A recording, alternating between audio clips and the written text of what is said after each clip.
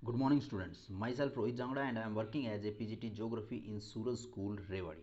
Now, today we discuss about the rebuilding a world economy, the post-war era. It means कि आपकी जो world war के बाद जो इकोनॉमी है वो किस तरह से स्टेबल हुई, किस तरह से वापस उसने अपने उसी ट्रैक पे उसने आकर चलना स्टार्ट किया। देखिए, पहला वर्ल्ड वॉर ख़त्म होने के करीबन 2 डिकेड्स, ठीक है, आफ्टर द 2 डिकेड्स यानी 20 साल के बाद जो सेकेंड वर्ल्ड वॉर शुरू हो गया। ये जो वॉर था ना, ये दो बड़े खेमों के बीच था। एक गुट में आपकी जो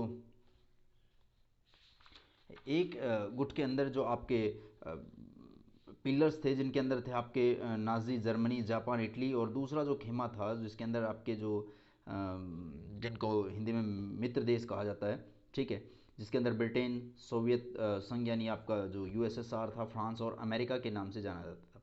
6 साल तक चला ये जो वॉर था। ज़मीन, हवा और पानी में बहुत से ऐसे मोर्चे थे जिनके ऊपर ये लड़ा गया था। अगर इस लड़ाई की मैं बात करूं या इस तबाही की मैं बात करूं, तो आप ये कह सकते हो कि इसके अंदर काफ़ी हद तक करीबन कोई कोई भी इससे अछूता नहीं रहा था। माना जाता है कि इस लड़ाई के दौरान मतलब डायरेक्टली या इनडायरेक्टली करीबन करीबन 6 करोड़ लोग ऐसे थे जिनकी डेथ हो गई थी। 1939 की जो कुल आबादी थी, यानी दुनिया की जितनी पॉपुलेशन थी उसका 3% करोड़ जो लोग, सॉरी 3% जो लोग हैं ना, वो इसके अंदर करीबन करीबन क्या हो गए थे, घायल हुए थे, या उनका मतलब वो जान उनकी नहीं गई थी, लेकिन वैसे वो इसकी चपेट में मैं कह सकता हूँ कि ज़रूर आए थे। ठीक है, इस जो लड़ाई है इसमें मौत और तबाही को काफ़ी हद तक कोई भी हद तक बाकी नहीं बचा था। ठीक है, अब तक के जितने भी युद्ध हुए थे या जितने भी मोर्चे थे जिन पर ये लड़ाई लड़ी गई थी, मरने वालों की जो नंबरिंग थी वो ज़्यादा होती थी। इस युद्ध में ऐसे लोग ज़्यादा मरे जो किसी मोर्चे पर लड़ नहीं रहे थे। यूरोप और एशिया के जो एक बड़ा सा हिस्सा था वो सारे का सारा लगभग क्या हो गया था, ख़त्म हो गया था। कई शहर जो है वो हवाई बमबारी का लगातार गोलीबारी के कारण मिट्टी में मिल गए थे। देखो, इसमें क्या हुआ कि जो पहले जब लड़ाई होती थी फ्रंट पे, तो आपस में आमने सामने लड़ाई होती थी और उसके अंदर वहाँ पे जो लोग होते थे वही मरते थे। लेकिन वर्ल्ड वॉर के दौरान काफ़ी ऐसे लोग मारे गए जिनका लड़ाई से कोई लेना देना नहीं था। ठीक है, ये अपने शहरों के अंदर, अपने घर के अंदर यहाँ पे रह रहे थे और वहाँ पर इनकी क्या हुई है, डेथ हुई है। अब कई जो आप शहर देख सकते हो, इसके बाद युद्ध के बेमिसाल इकोनॉमिक और सोशल जो तबाही ने जन्म दिया।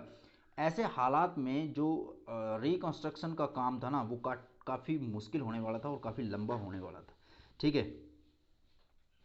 अब जब वर्ल्ड वॉर ख़त्म हुआ, crucial influence shaped post war reconstruction.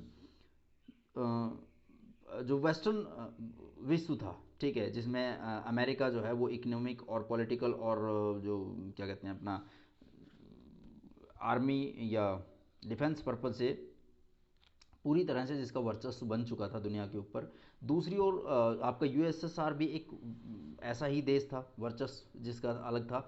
Nazi Germany को हराने के लिए सोवियत संघ यानी यूएसएसआर की जनता ने भारी कुर्बानियाँ दी थी। जिस समय आपका पूंजीवादी दुनिया यानी ये आप कह सकते हो कि जिस समय आपका जो पैसा कैपिटलिज्म का जो टाइम था, ठीक है,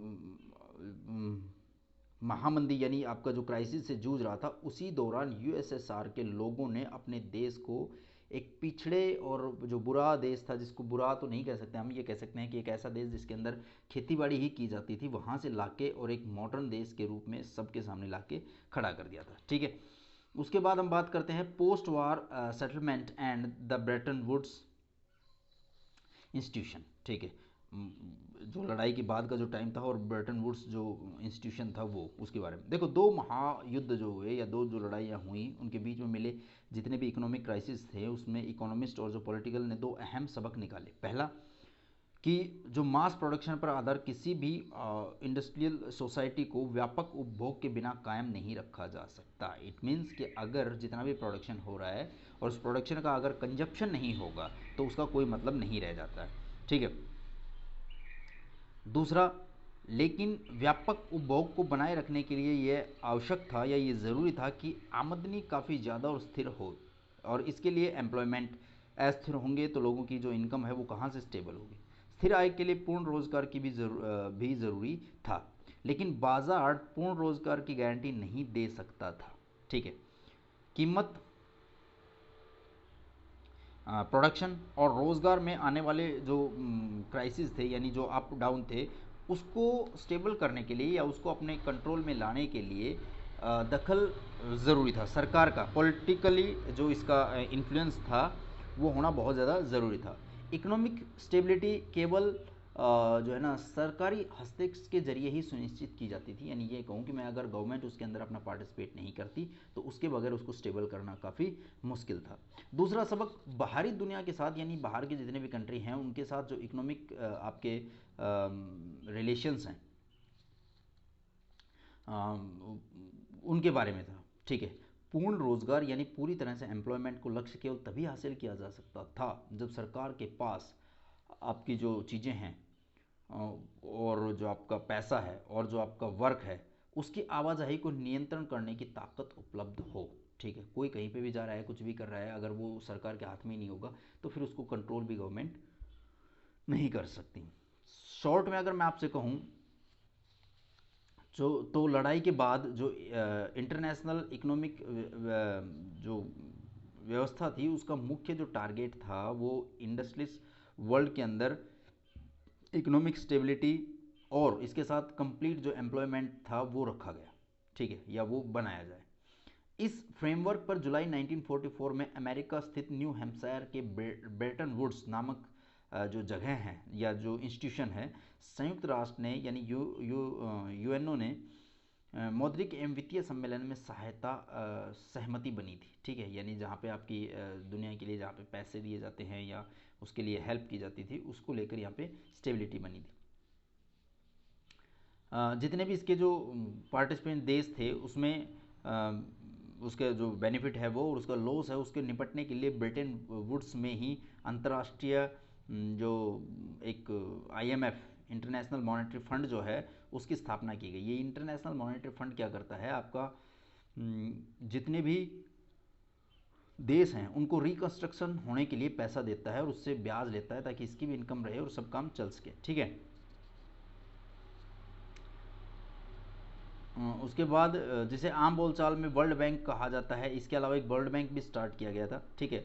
इसी वजह से विश्व बैंक, वर्ल्ड बैंक और आईएमएफ को ब्रेटन वुड्स संस्थान यानी ब्रेटन वुड्स इंस्टीट्यूशन था जो Bretton Woods twin, Bretton Woods की जुड़वा मतलब बहन या भाई कहा जाता है। इसी आधार पर जो लड़ाई हुई आपका या वर्ल्ड वार हुआ उसके बाद जो इकोनॉमिक व्यवस्था थी उसको अक्सर ब्रेटन वुड्स व्यवस्था भी कहा जाता है। ये क्वेश्चन आ सकता है एक नंबर का कि ब्रेटन वुड व्यवस्था जो है वो किस टाइम को कहा जाता है। ठीक है।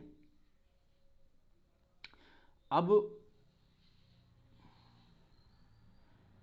विश्व बैंक यानी वर्ल्ड बैंक और आईएमएफ ने 1947 में औपचारिक रूप से काम करना स्टार्ट किया था, मतलब कंटिन्यूसली वर्क में आ गए थे। ये जो इंस्टीट्यूशन था इसके निर्णय लेने की जो पश्चिमी इंडस्ट्रियलिस्ट देश थे उनके हाथ में था, यानी वो डिसाइड करते थे कि क्या होगा और क्या नहीं होगा।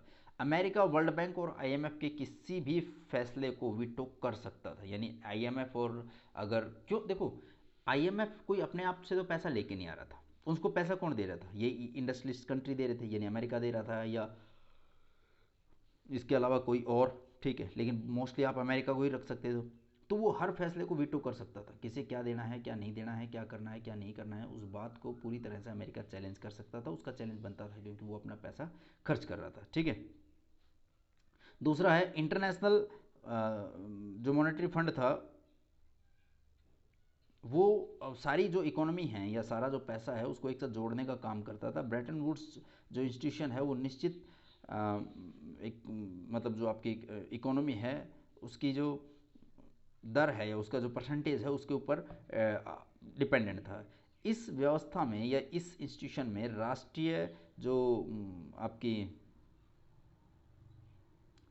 आपका ये कहूँ मैं कि national in this system national currencies, for example the Indian rupee were pegged of the dollar at a fixed exchange rate। मतलब एक्सचेंज जो रेट था ना उसको फिक्स कर दिया गया था कि भाई $1 की जो वैल्यू है उसकी इतना रुपया उसके लिए आपको देना पड़ेगा, या $1 की जो वैल्यू है वो इसकी वजह से आप आजकल देखते हो कि हमारे यहाँ पे जब इंडिया में हम काफ़ी डिस्कस करते हैं कि रुपया इतना स्ट्रांग हुआ, इतना कमज़ोर हुआ, तो उसमें होता है कि $1 की जो वैल्यू है वो इंडियन 70 रुपीज़ के आसपास है।